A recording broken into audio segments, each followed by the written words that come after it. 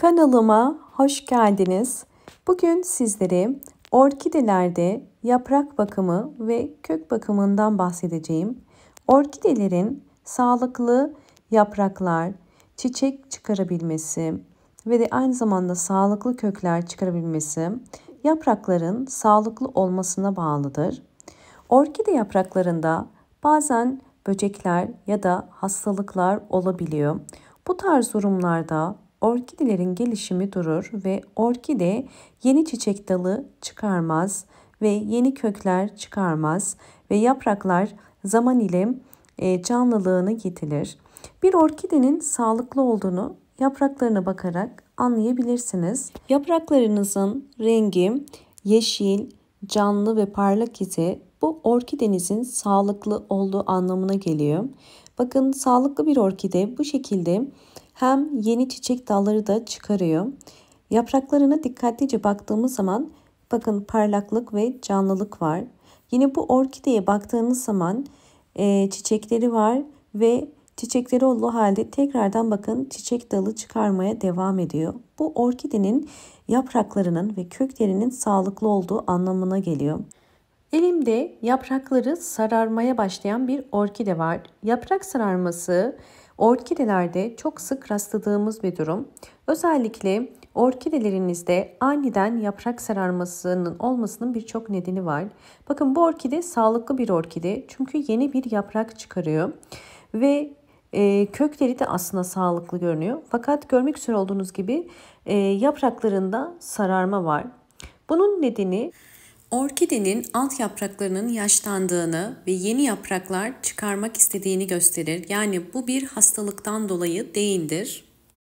Orkideler genelde eğer ortadan yaprak sarartıyorsa bu da tamamen mantar hastalığından dolayıdır.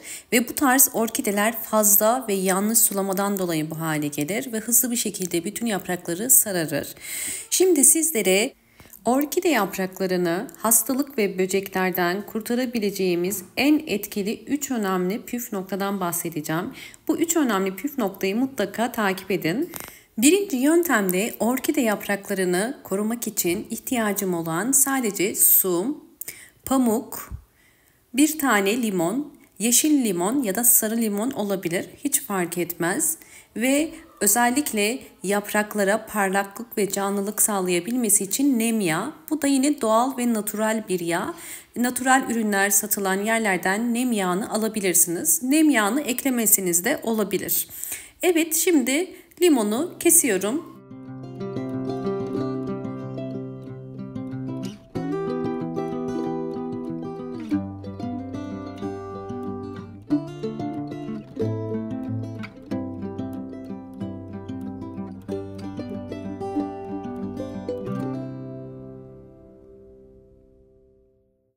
Evet, 20 damla yani 1 çay kaşığı kadar limon suyunu 200 milim suyun içerisine ekledim.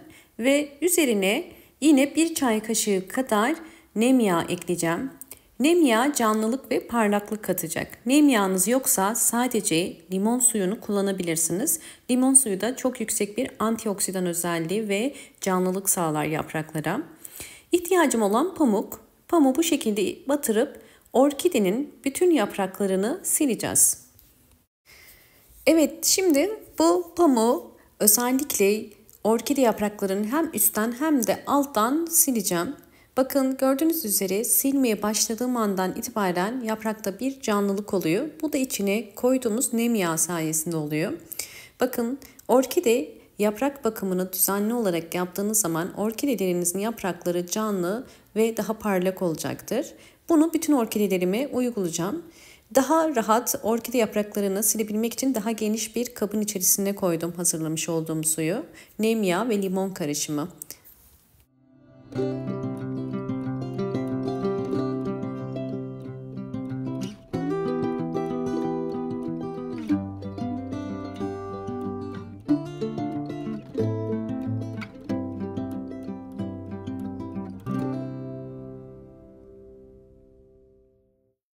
Videomu buraya kadar izlediyseniz ve beğendiyseniz hemen beğen tuşuna basıp kanalıma da abone değilseniz eğer bana destek olmak için abone olursanız çok mutlu olurum. Evet, gördüğünüz üzere bu yöntemi orkidemin bütün yapraklarına uyguluyorum. Böylelikle orkidelerimiz sağlıklı yapraklara sahip olurlar ve bol bol yeni çiçek dalları çıkarırlar. Şimdi sizlerle hemen ikinci metodu da paylaşmak istiyorum. Üçüncü yöntem için ise yine orkidemizde limon kullanacağız. Limonu ince dilimler halinde kesiyorum.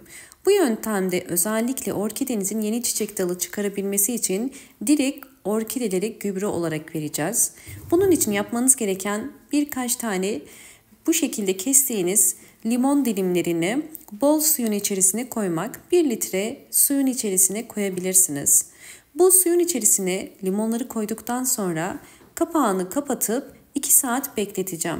Ve limonlar böylelikle bu suyu bol bol C vitamini ve besin değerleri yüksek olan mineraller sağlayacak. Şimdi bu suyu 2 saat bekletiyorum.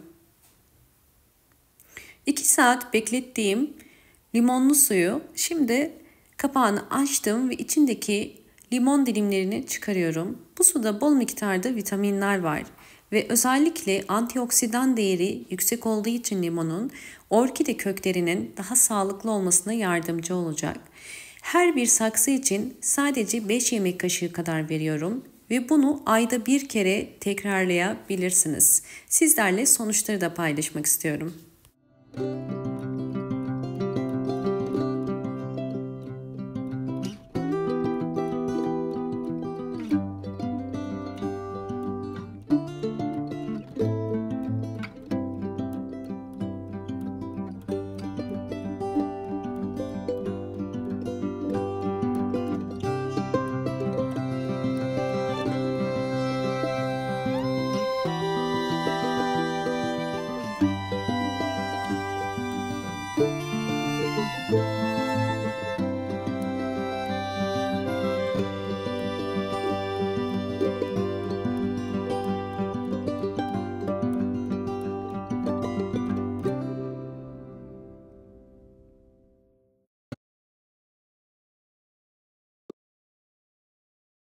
Üçüncü önemli püf noktayı göstermek istiyorum. Orkide yapraklarında bu şekilde yapışkan damlacıklar varsa ve yapraklar hızlı bir şekilde yumuşamaya başlıyorsa ve gelişimi duruyorsa ya da hiçbir şekilde orkidelerin çiçek açmıyorsa mutlaka yaprak altlarını kontrol edin. Bu orkidenizde trips böceği olacağını gösterir.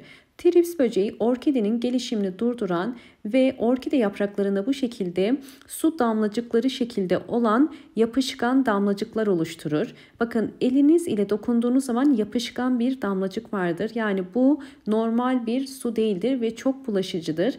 Bütün orkidelerinize bulaşır. Orkideleriniz çiçekliyse bile üzerinde lekeler oluşturur. Bu yüzden sizler eğer böyle bir durum ile karşılaşıyorsanız sizlere kesin çözüm sağlayacak yöntemi gösteriyorum. Bir püskürtme kabının içerisine 200 ml su koyup üzerine de 20 damla nem yağı koyun ve bunu biraz karıştırın. Daha sonra bu karışımı orkidenin bütün yapraklarına sıkın. Özellikle orkidenin üst yapraklarına ve alt yapraklarına da sıkmanız gerekiyor. Bu kesinlikle çok önemli. Bu yöntemi orkidelerinizde haftada 2 kere yapmanız gerekiyor. Eğer orkidelerinizde trips böceği, unlu bit, kabuklu bit ya da örümcek gibi problemler varsa kesin sonuç almak için haftada 2 kere bu işlemi mutlaka uygulayın. Ve bu işlemin özellikle sonuç verdiğini gördükten sonra artık yapmanıza gerek yok. Bakın, sadece yapraklarına değil aynı zamanda bunu üst toprağa da sıkmanız gerekiyor. Ve bunu orkidenin dallarına da sıkmanız gerekiyor. Fakat orkideniz çiçekli ise kesinlikle çiçeklere dökmeyin. Bakın, burada su birikti. Bu suyu mutlaka almanız gerekiyor. Orkideleri evde büyütüyorsanız bu tarz sulamalar orkidenin mantar hastalığına yakalanmasına sebep olur. Bu Bu yüzden mutlaka yaprak aralarına pamuk koyarak bu işlemi uygulayın. Yapmadan önce koyarsanız orkidenizi daha iyi korumuş olursunuz. Fakat orkidelerinizi sürekli dışarıda eğer besliyorsanız zaten bu işlemi yapmanıza gerek yok. Ve en önemlisi bu işlemi yaptıktan sonra mutlaka bol ışık alan ya da güneş alan bir pencere kenarına ve pencereyi de hafif yukarıdan açarak bu suyun üzerinde kurumasına yardımcı olacağız. Ve biraz da havadar bir yer olması gerekiyor. Bakın orkideleriniz eğer bu anlattığım püf noktalara dikkat ederseniz gördüğünüz üzere bol bol hem yeni kökler hem yeni yapraklar hem de yeni çiçek dalları çıkaracaktır. Orkideleriniz hiçbir şekilde çiçek açmıyorsa, çiçek dalı çıkarmıyorsa bu orkidenizde bir problem olduğunu gösterir. Eğer orkideniz sağlıklı değilse zaten benim anlattığım hiçbir sıvı bitki besini işe yaramaz. Bu yüzden mutlaka orkidenizin önce sağlıklı olduğuna emin olmalısınız. Bunun için de orkidenin yapraklarına bakmanız gerekiyor ve köklerine bakmanız gerekiyor. Eğer kökleri bu şekilde aktif, sağlıklı ise zaten orkideleriniz çiçek açar. Orkidenizin yapraklarında bir hastalık olmadığından emin iseniz orkidenize mutlaka sıvı bitki besinleri verin. Ayda bir kere dönüşümlü olarak muz kabuğu suyu ya da yumurta kabuğu suyu gibi karışımları verebilirsiniz. Umarım bu anlattığım bütün püf noktalar sizler için faydalı olmuştur. Videomu buraya kadar izlediyseniz ve beğendiyseniz hemen beğen tuşuna basıp kanalıma da abone değilseniz eğer bana destek olmak için abone olabilirsiniz. Bol bol yorumlar yapıp yorumlar kısmında da sorularınız varsa sorabilirsiniz. Hoşça kalın, sağlıkla kalın.